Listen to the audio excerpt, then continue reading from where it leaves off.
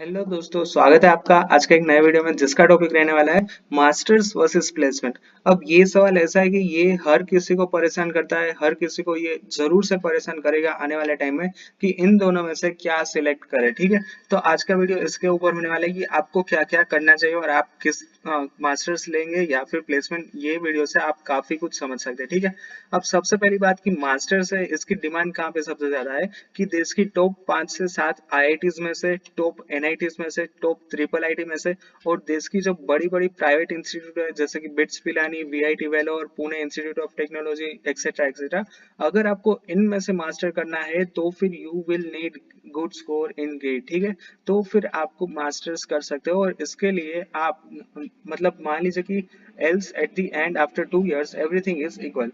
तो यहाँ पे मैं कहना ये चाहता हूँ कि अगर आपके पास गेट का कोई अच्छा स्कोर है तभी आपको मास्टर्स लेना चाहिए, अदरवाइज आप कोई भी इंस्टीट्यूट में से 2 साल में मास्टर्स पढ़ेंगे और उसके बाद प्लेसमेंट लेंगे और इसके सामने आप अभी 4 साल बाद इंजीनियरिंग कॉलेज में से प्लेसमेंट लेके निकलते हैं तो आपके एक्सपीरियंस के बेस के ऊपर और उसके सामने मास्टर्स में से दोनों के पैकेज इक्वली होंगे, ज्यादा से ज्यादा 2-4 लाख का फर्क आएगा।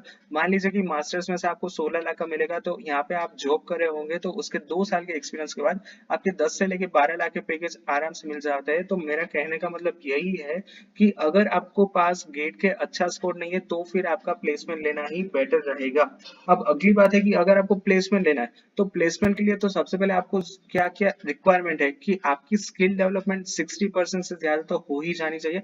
अब आप सोचोगे कि ये हम कैसे डिसाइड करें और हमें कैसे पता चलेगा कि हमारी स्किल कितनी डेवलप हुई है। अब मान लीजिए कि आपको यहाँ पे आप कंप्यूटर ब्रांच में हो, आईटी में हो, तो देखिए कि आपको कौन सी ब्रांच में जाना है। अब मान लीजिए कि आपको फुल स्टैक डेवलपर का जॉब चाहिए तो उसके अंदर क्या क्या स्किल्स रिक्वायरमेंट है और आपके पास कौन कौन सी स्किल है, तो आप इस तरह से कंपैरिजन कीजिए। अगर आपकी स्किल 60% से ज्यादा है देन डेफिनेटली आप प्लेसमेंट ले लीजिए। उसके अलावा आपका कोडिंग अच्छे से अच्छे लेवल का हो गया है, एक्सपर्ट लेवल का हो चुका है और मान लीजिए कि आप यहाँ पे कंप्यूटर आईटी में ना हो, कोई भी mechanical, electrical, EC, IC, civil कोई भी ब्रांच में हो, बट आपका जो कोर सब्जेक्ट्स का रहता है कि जो आपको आगे चल के जॉब में भी काम आएगा, उसके अंदर आप अच्छे हो चुके हैं तो फिर आपको डेफिनेटली प्लेसमेंट लेना चाहिए।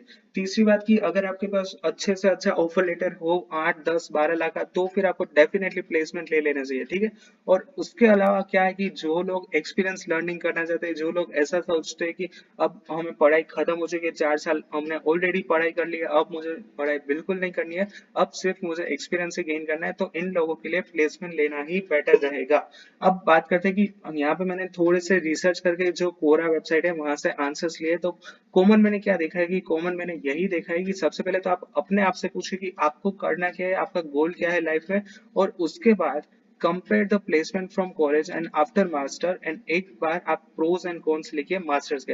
अब ये तो यहाँ पे ओवरऑल बात होगी, अब मैं आपको थोड़ा सा डीपली यहाँ पे समझाना चाहता हूँ। Point number 3, compare the placement from college and after master. यहाँ पे मैं कहना क्या चाहता हूँ कि यहाँ पे आपको कंपैरिजन करना है कि आप कोई भी एक पेज में लिख लीजिए कि ये आपकी कॉलेज है, कॉलेज में से कौन कौन सी कंपनीज आती है प्लेसमेंट के लिए और उसमें कितना सा प्लेसमेंट रहता है। उसके सामने मान लीजिए कि आप गेट देते हो और आप मास्टर्स करते हैं कोई भी एनआईटीज में से, यहाँ पे मैं आईआईटी नहीं लेता हूँ क्योंकि आईआईटीज के लिए आपको काफी अच्छा रैंक चाहिए। ठीक है, तो ऑन एन एवरेज मैं यहाँ पे एनआईटी की बात करता हूँ कि आप पहली टॉप 3 एनआईटी में नहीं आ पाए बट आप टॉप 5 एनआईटी में आ पाए, तो एनआईटी का प्लेसमेंट कहाँ से निकलता है और इन दोनों में गैप क्या है।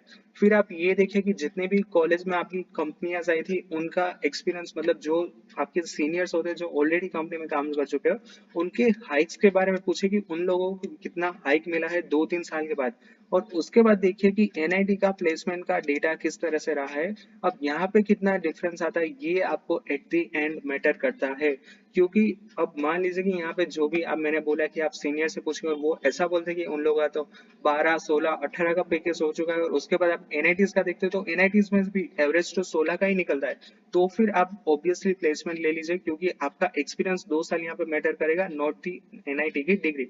तो ये मैं सिर्फ आपको सिर्फ एक ओवरव्यू देना चाहता हूँ कि अगर आपका एनआईटी काफी अच्छे में एडमिशन मिलता है, टॉप 3 एनआईटी में आते हैं, टॉप 5 आईआईटीज में आते हैं, तो फिर आपको डेफिनेटली मास्टर्स करना चाहिए। तो ये है basically answers, common answer from Quora. So that's it for today's video. I hope कि आज के वीडियो में मैं आपको कुछ पाथ डायरेक्शन दे पा रहा हूँ कि क्या करना चाहिए और क्या नहीं। सो अगर आपको वीडियो पसंद आए then please press the like button. If you have any doubts then ask me in the comment section, and if you new to my channel then subscribe my channel and press the bell icon for the latest notification. Thank you.